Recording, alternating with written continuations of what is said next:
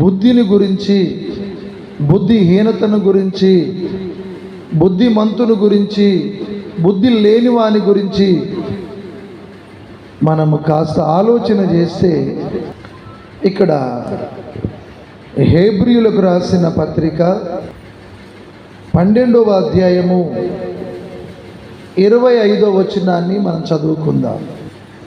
నీవు బుద్ధి చెప్పుచున్న వానిని నిరాకరింపకుండునట్లు చూచుకోనండి. పౌలు గారు ఏమంటున్నాడంటే,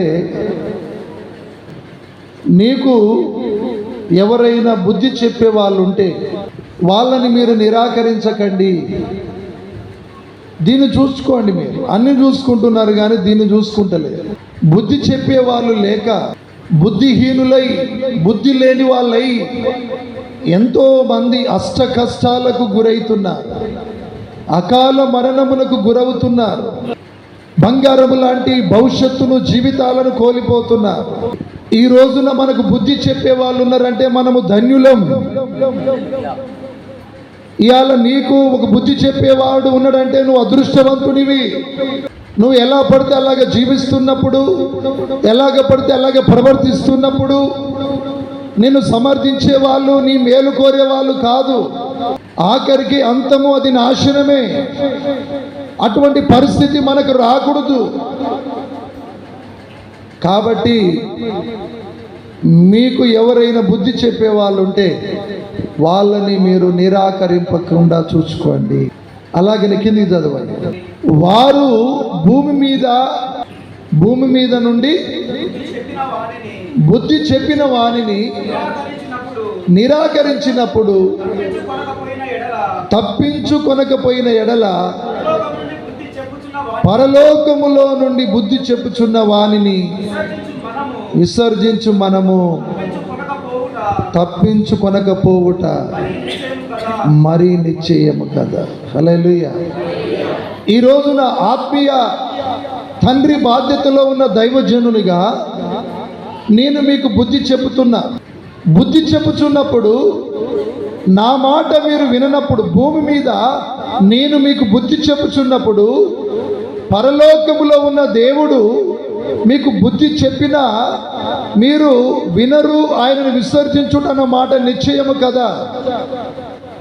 నీ ఎదుట ఉన్న నీ తల్లిదండ్రులు బుద్ధి చెప్పినప్పుడు, నీ దైవజనుడు బుద్ధి చెప్పినప్పుడు నీ బుద్ధిని మార్చుకొనకుండా అలాగనే జీవిస్తూ ఉన్నప్పుడు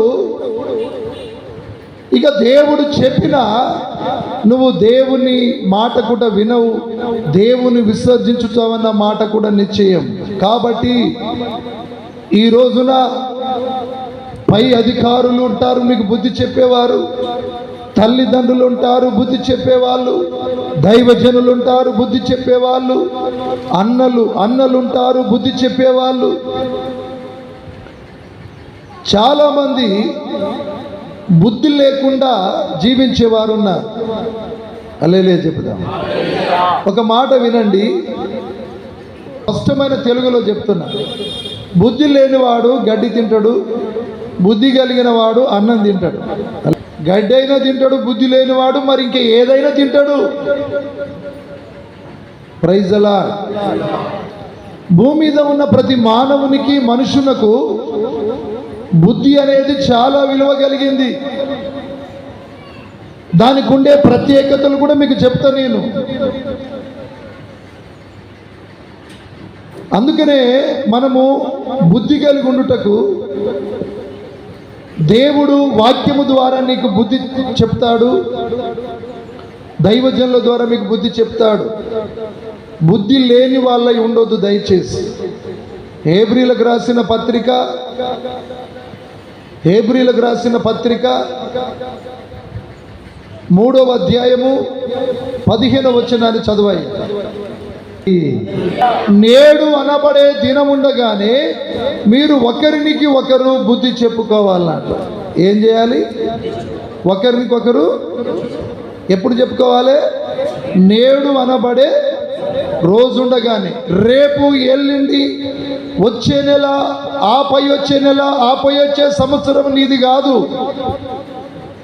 అప్పుడు నీకు అన్ని అనుకూలంగా జరుగుతాయని నువ్వు ఆలస్యం చేయొద్దు. మానవ జీవితం విలువైనది.